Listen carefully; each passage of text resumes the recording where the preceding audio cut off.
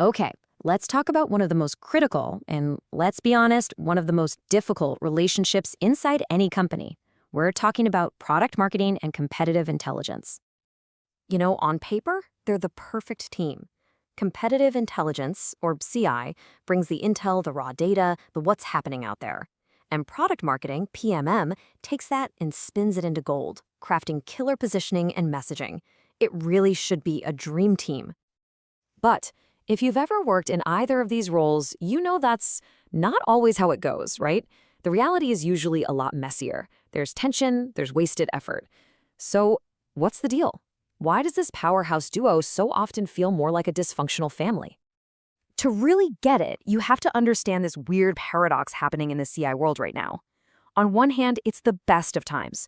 With AI making competition explode, everyone needs sharp intelligence more than ever. But it's also the worst of times. CI teams often feel misunderstood, their budgets are getting squeezed, and they're kind of vulnerable. And that tension, it is the perfect recipe for conflict. So that paradox is the setup. It creates all this potential for things to go wrong.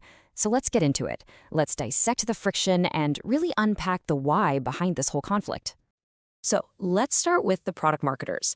A lot of the time, they're the ones who get saddled with doing CI work, but they are absolutely swamped. They just don't have the time because their core PMM job always comes first. They don't have the resources, and they definitely don't have the specialized tools to do CI right. It's the classic do more with less problem. And here's where it gets kind of wild. Both PMM and CI teams are basically fighting the exact same battles inside the company. They're both scrapping for the same budget, the same headcount, and just trying to get 5 minutes on the calendar with leadership. So instead of teaming up, this shared struggle actually pits them against each other. And this really gets to the core of it. We have to understand that not all friction is bad. The enemy is useless friction. You know what I'm talking about. It's that toxic, ego-driven attitude of, we know better than you. What we want is useful friction.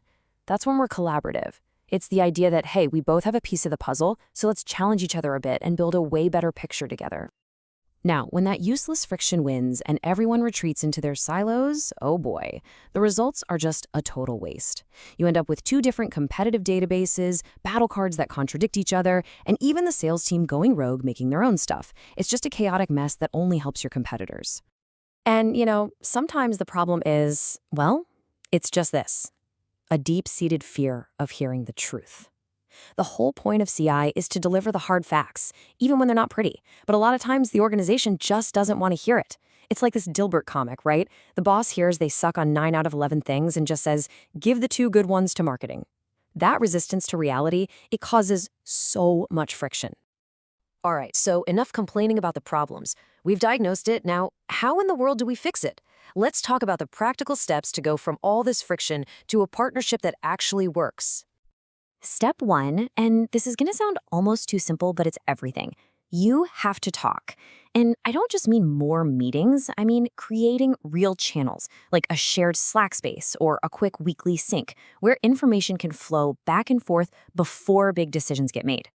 Okay, once you're talking, you have to figure out who's doing what. Seriously, fuzzy roles are the enemy. When nobody knows who owns competitive research or who's in charge of updating battle cards, you either get people stepping on each other's toes, or worse, stuff just doesn't get done at all. And finally, you gotta agree on what actually matters. Look, you can't fight everyone at once. You have to sit down and agree on your competitor tiers. Who's the tier 1 arch nemesis we have to watch every day? And who's the tier 2 up-and-comer? This makes sure all your energy is pointed at the right targets. So what's a great way to map all this out? Enter the Rossi Matrix. It might sound a little corporate-y, but it's actually a super simple and powerful tool. For any task, you just define who's responsible, who's accountable, who needs to be consulted, and who just needs to be kept informed. Honestly, if you just sit down together and fill out a simple chart like this for your big shared projects, like win-loss analysis or making battle cards, I'm telling you, almost all that confusion about who does what just vanishes, like overnight. Okay, once you've got those basics locked down, you can really level up. This is where you move beyond just coexisting and start to build a real strategic alliance. This is where you can achieve so much more, together. Remember that whole internal battle for budget and resources we talked about? Well, flip the script. Team up. Go to leadership with one unified proposal for more budget. Make a joint case for that new CI tool you both want. When you show up as a united front, you are way harder to ignore. And don't just do this behind the scenes. Make it visible. Present together. When the CI lead and the PMM lead walk on stage together at the big company kickoff, it sends a powerful message. It tells everyone in the company we're aligned, we're the single source of truth on the competition. The ultimate vision here is to create something the source material calls a shielded value generation island. I mean, how great is that phrase? It's about creating this protected space where PMM and CI work so well together that you're shielded from all the corporate politics so you can just focus on creating huge value for the business. All right, for this last part, let's zoom out a bit, because this isn't just about org charts anymore. This whole idea of human collaboration is about to become way, way more important, all thanks to AI. Look, AI is an incredible tool, but there's a catch we need to talk about. This study is pretty eye-opening. It shows that when we use generative AI, we report putting in much less effort when it comes to critical thinking. Basically, we're at risk of letting our brains get, well, lazy. We're outsourcing our thinking. The future of business is definitely going to be full of agent-to-agent, or A2A automation. But that just means that the human-to-human, or H2H part of our jobs, our relationships, our ability to debate and collaborate becomes infinitely more valuable. That's our competitive advantage. And that really brings us to the big takeaway. Forging this alliance between product marketing and CI isn't just good management, it's practice. It's a workout for our collective human intelligence. So I'll just leave you with this one thought. In a world that's racing to automate everything, how are you going to protect and strengthen your most irreplaceable asset, your team's ability to think critically together? Whatever you do, don't outsource that muscle.